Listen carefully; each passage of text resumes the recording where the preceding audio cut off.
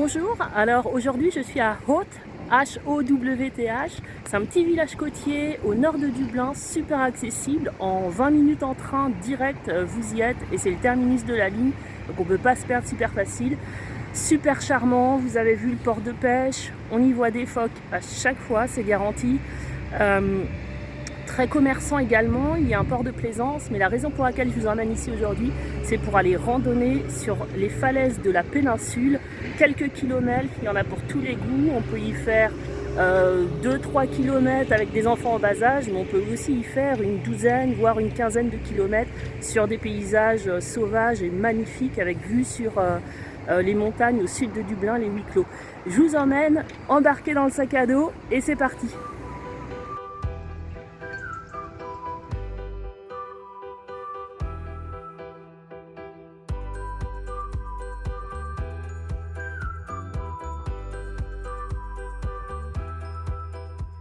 Alors, je suis ici, je suis descendue en Dart, le train côtier, ici, à Howth. J'ai longé les ports, ok, j'ai suivi la route tout simplement. Et moi je vais suivre effectivement la signalétique bleue.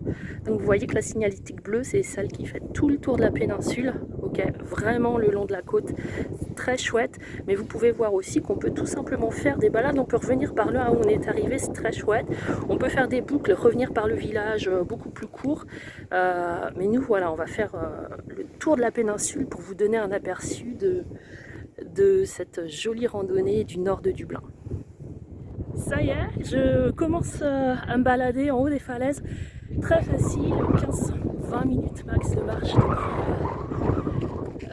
depuis le départ du parc. Et moi, je continue par là, voilà, par ici, et je vous emmène. Allez, venez, vous avez vu, il fait super beau, c'est magnifique.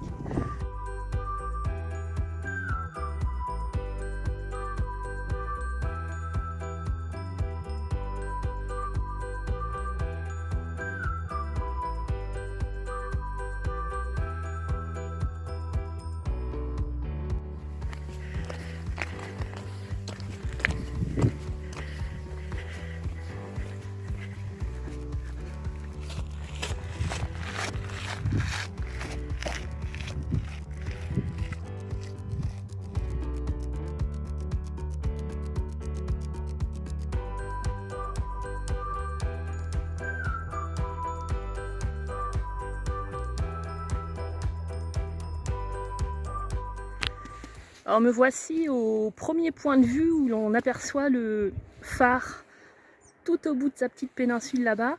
Et vous apercevez sans doute encore derrière les montagnes, ce sont les Wicklow montagnes dont je vous parle de temps en temps sur le blog et où j'adore aller randonner. On les appelle d'ailleurs les jardins de l'Irlande. Moi je les appelle un peu mon jardin à moi, mais faut pas le dire, je les partage aussi.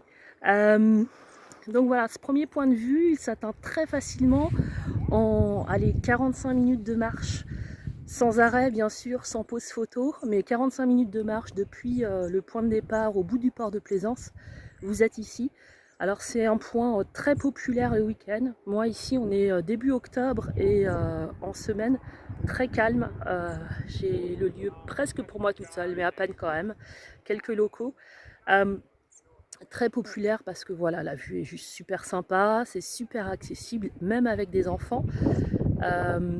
Et puis souvent c'est une pause pique-nique et en fait bien souvent les touristes ou même les gens qui ne veulent pas vraiment faire tout le tour de la péninsule viennent jusqu'ici et font demi-tour. Alors soit ils reviennent par là ils sont venus et en sens inverse c'est super sympa puisque la vue est différente le long des falaises, ou soit ils repartent à partir d'ici. Il y a des sentiers qui coupent la péninsule et qui rejoignent la route et le port. Voilà, je vous laisse profiter.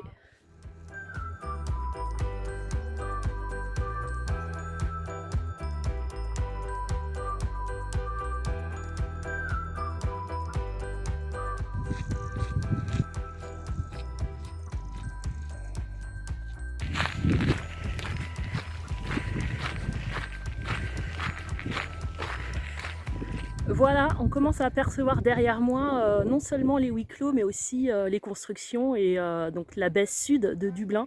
On se rapproche du Lighthouse, donc on ne peut pas aller jusqu'au phare. qui est là-bas. Par contre, on peut s'en rapprocher. Il y a un petit sentier, il n'est pas vraiment secret, mais il y a un petit sentier qui sort du sentier principal. Donc je vous emmène, suivez-moi.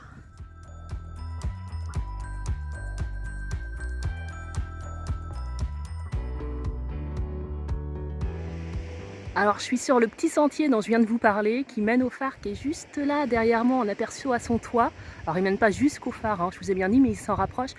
Et en fait, ce petit sentier, je l'aime bien, je vais vous dire pourquoi. Il y a un petit secret qu'on ne peut pas voir du sentier principal, regardez ce que j'ai derrière moi. Une super crique.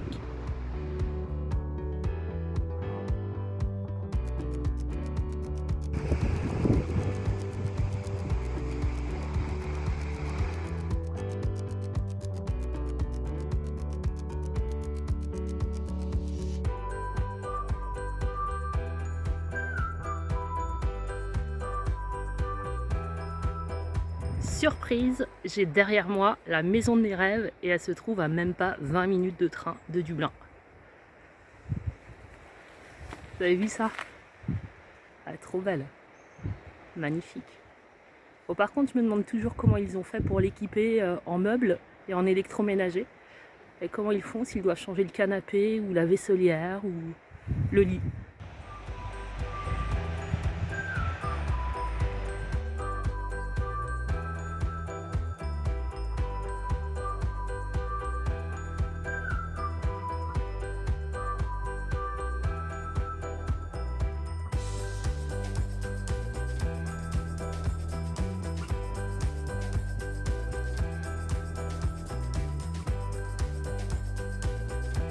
Alors on dirait pas, mais on est au mois d'octobre et j'ai super chaud. Enfin, je crois que ça se voit que j'ai super chaud. J'ai trouvé un super banc pour prendre mon pique-nique. Vous voulez voir la vue? Allez, je vous la montre. Hop là, voilà. Parce que moi, on s'en fiche un peu. C'est quand même la vue.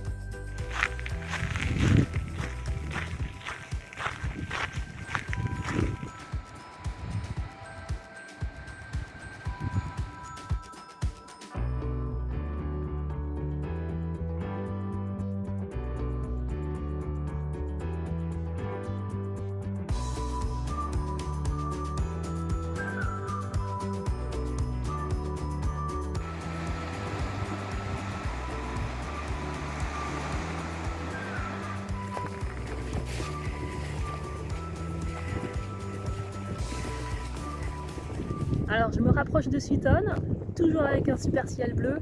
Et là on aperçoit enfin les deux cheminées de l'entrée du port de Dublin.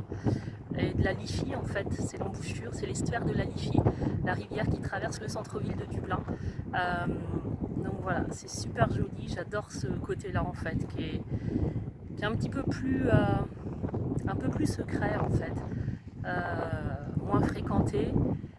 Et puis donc c'est celui qui est entre le phare, vous avez bien compris, qui est juste en face moi. Je vais vous montrer. Hop là. Voilà, vous l'apercevez ici, ok. Donc voilà, ces quelques kilomètres entre le phare et Sutton, c'est en fait c'est ce que je préfère du tour de la péninsule de Howth. Alors bien sûr, comme je vous l'ai dit, ça veut dire qu'il faut faire à peu près 10-12 km de marche en partant d'un point A à un point B. Mais c'est tout à fait possible. Avec des enfants également, il n'y a rien de compliqué. Il faut juste que vous ayez des enfants qui marchent 10 km, mais il n'y a vraiment rien de technique, rien de compliqué. C'est super sympa, je vous promets. Moi, je viens ici très souvent et je m'en lasse pas, tout simplement. Voilà.